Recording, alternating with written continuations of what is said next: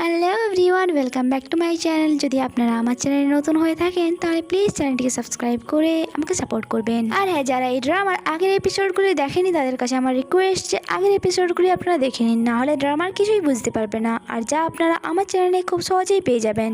বেশি দেরি না করে চলুন এক্সপ্রেশন স্টার্ট করা যাক। তো এই এপিসোডের শুরুতে আমরা দেখি লিয়াং খুব সুন্দরভাবে রেডি হয়ে ডিনারের জন্য যায়। তার মনে হচ্ছিল ডিনার দেওয়ার কথা তো আমায় কিয়ান বলেছিল জুনহাং লফামে ওয়েলকাম করার জন্য, তার মানে সেই আমার জন্য ওয়েট করছে। বাট সেখানে যখন সে গিয়ে পৌঁছো জানতে পারে কোম্পানির সেকেন্ড পার্টনার মানে গুজুন সেখানে বসেছিল, আর যাকে দেখে তার মুড খারাপ হয়ে যায়। বাট তাও তাকে অভিনয় করতে হয় যেমন সে তাকে দেখে অনেক খুশি হয়েছে। গুজুন তাকে ফর্মালি তার লাভ হামে ওয়েলকাম করে। আর এরপর আমরা দেখি লিয়াং অনেক বেশি স্যাড ছিল কিয়ানের না আসার কারণে। নেক্সট মর্নিং লিয়াং কিয়ানের কেবিনে যায় এবং সে জেনে বুঝে তার সাথে কথা বলার বাহানা খুঁজতে থাকে। বাট কিয়ান তাকে বেশি ভাও দিচ্ছিল না। লিয়াং যখন প্রিন্টারের কাছে যায় তার কোনো কাজে, সেখানে ইয়াও অফার করে আমি আপনার জন্য স্ক্যান করে দেবো। তাই লিয়াং এখানে তার সাথে দাঁড়িয়ে কথা বলছিল, আর ওই টাইমে ইয়াও এর ল্যাপটপ সেখানে ওপেন হয়েছিল আর তার ল্যাপটপে হুইল চেয়ার কানেক্টেড ছিল, যেখানে লিয়াং মেসেজ দেখে নেয় যে কিয়ান মেসেজ করছিল কখনো নিজের বয়ফ্রেন্ডের জন্য টাইম বের করে নাও। তা দেখেই লিয়াং এর সন্দেহ হয় যে কিয়ান আর ইয়াও রিলেশনশিপে নেই তো, এবং সে ইনভেস্টিগেশন স্টার্ট করে দেয়। আর এই ব্যাপারে ভাবতে ভাবতে সে তার কেবিনে চলে যায় এবং ওয়েবসাইট চেক করে, যেখানে তাদের কিছু গ্রুপ ফটো ছিল তাদের রিসেন্ট ট্রিপের। আর কিছু ফটো দেখে সে কনফার্ম হয়ে যায় যে বেশিরভাগ টাইমই কিয়ানের নজর ইয়াওয়ের দিকে ছিল, আর তার সন্দেহ বিশ্বাসে পরিণত হয়ে যায় যে কিয়ান আর ইয়াও রিলেশনশিপে আছে। আর লিয়াং একটি খেলা খেলে, আর সে কিছুক্ষণ পর কফি বানাতে যায় এবং সেখানে একটি মেয়ে বসেছিল যে ওই অফিসের গসিপ কুইন ছিল। সে ইচ্ছে করেই বলে যে আজ বস লেডিকে কোথাও দেখা যাচ্ছে না, যা শুনে ওই মেয়েটি অবাক হয়ে যায়। লিয়াং তাকে বলে তুমি কি জানো না কিয়ানের গার্লফ্রেন্ড ইয়াও, আর হয়তো সে সেই জন্যই তার অফিসে তাকে কাজ দিয়েছে, কারণ তার গার্লফ্রেন্ডকে সে তার থেকে দূরে রাখতে চায় না। যা শুনে ওই মেয়েটি আরো অবাক হয়ে যায়। আর লিয়াং সেখান থেকে যাওয়ার আগে তাকে বলে যায় বাট তুমি এই কথাটি কাউকে বলো না কিন্তু। বাট অফকোর্স সেই কথাটি পুরো দুনিয়ায় ছড়িয়ে ফেলবে।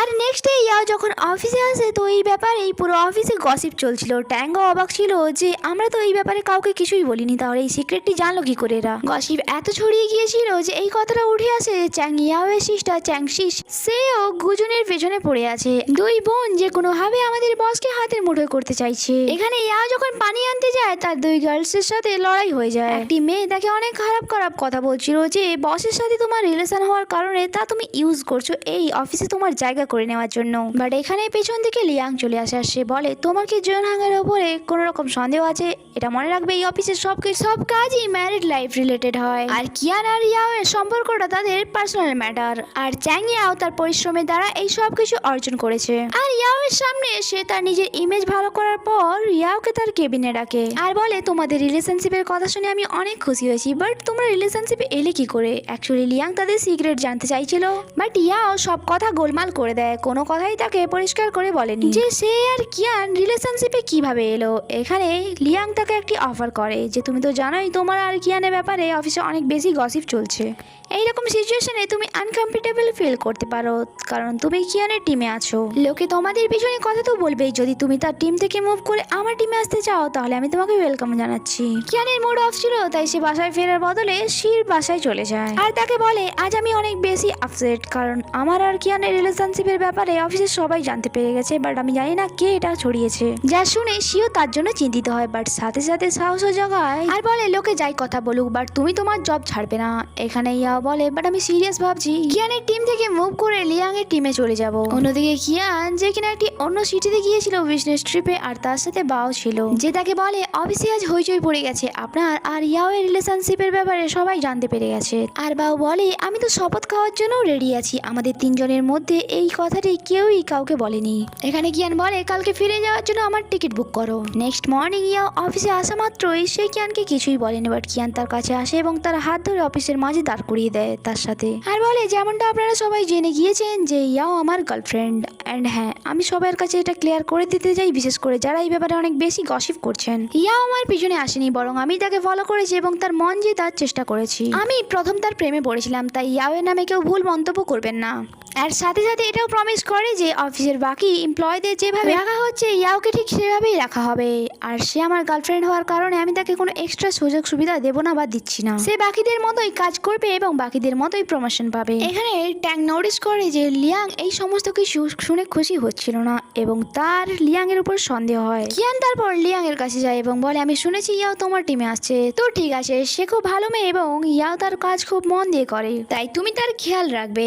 এখানে ফ্রেন্ডসরা অনেক বেশি স্যাড হয়েছিল কারণ ইয়াও তাদের টিম থেকে মুভ আউট করে নিচ্ছিল। তারপর সে লিয়াং এর টিমে চলে যায়, বাট লিয়াং তার সাথে কিছু লয়ার নিয়ে এসেছিল আর তাদের সাথে তার ইন্ট্রোডিউস এমন করায় যেমন তাদের জানাতে চাইছিল যে ইয়াও কিয়ানের গার্লফ্রেন্ড। তারপর বেচারা ইয়াও সারাদিন ফ্রি হয়ে বসে থাকে। সে চাইছিল তার নিউ টিম মেম্বারদের সাথে সে একটু ফ্রেন্ডলি হতে, বাট ইয়াও এর মনে হচ্ছিল তার সাথে সবাই ফ্রেন্ডলি হতে চাইছিল না, বরং বস লেডি ভেবে তার থেকে সবাই দূরত্ব বজায় রাখছিল। এইসব দেখে ইয়াওর অনেক খারাপ লাগে। সে আধা দিন একেবারে ফ্রি হয়ে বসেছিল আর লিয়াং এর কাছে গিয়ে বলে, প্লিজ আমাকে কিছু কাজ দিয়ে দাও, আমার টিম মেম্বারে আমার থেকে কোনো হেল্প নিচ্ছে না। আর লিয়াং তাকে ঠিক কাজ করানোর জায়গায় উল্টো পাল্টা কাজ করায়। কখনো তাকে কোনো ফাইলস কালেক্ট করার জন্য পাঠিয়ে দেয়, আবার কখনো বুক স্টোর থেকে বুক নিতে। সে ইয়াওকে দিয়ে এত দূর এলাকায় এবং তার সাথে সে তার জন্য কফি এবং টেক আউটসও নিয়ে আসতে বলতো। ইয়াও অফিস থেকে বেশিক্ষণ বাইরে থাকার কারণে কিয়ানের তার জন্য চিন্তা তো হয়, বাট ইউ বলে যে যখন আপনার এত টর্চার ইয়াও সহ্য করেছে লিয়াং এরও করে নেবে।